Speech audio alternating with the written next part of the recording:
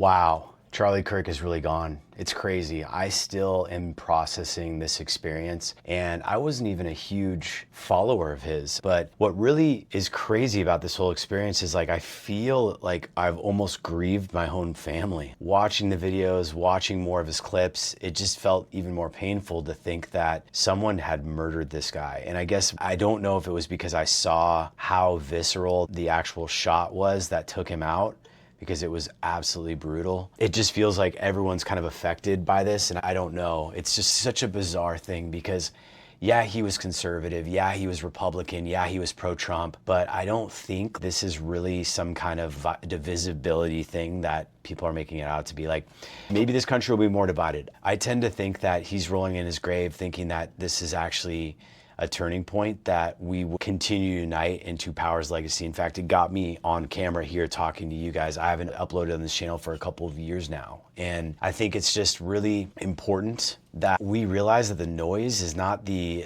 vocal minority is not the reality. And that's really what I think we can get easily gaslit. And people just don't realize that we can all make a lot more noise and be the vocal majority. It's the same thing with voting. People didn't come out and vote. Last year was the first year I really went out and voted for the election. And it's just like, yeah, we have to put ourselves out there. We have to have a voice. We have to be there to represent who we are. So I think that's really interesting. I think it's really powerful. And I hope this moment is a good moment for everyone. I think we want to reach across and be closer friends and unify each other.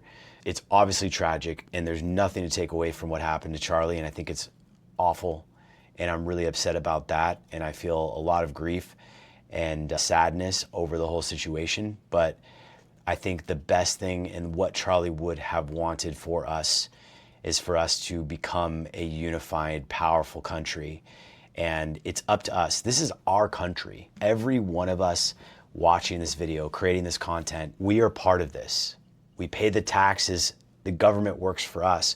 We decide what this government is. This is our institution. This is what we created. This is what our founding fathers created. So I hope that we will take this experience and people will start to speak their voice, to come out, to make movements, to really honor the turning point in what Charlie was after and what he was doing.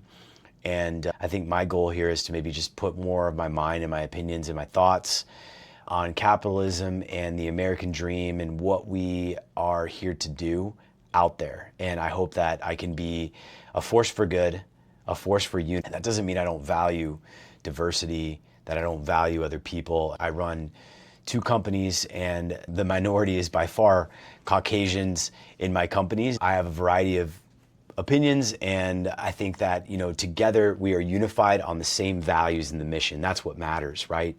It's not that we're divided or we have to be divided. And I think higher powers, our adversaries, evil sows division, and that's where I think it's really not healthy. Charlie did a lot to do what was needed to move that needle in society. So I wanted to get a video up. Haven't uploaded this channel a long time. If you're new, hit the subscribe button. I voice my opinions. I'm an entrepreneur. I've been online doing YouTube content for a while. It's about Charlie and it's about the American dream. So let's continue to share and speak our minds and bring people together, because this is a really critical time. And I think that he has awakened a lot of people in this country. We need to honor his legacy and really make that continue and grow.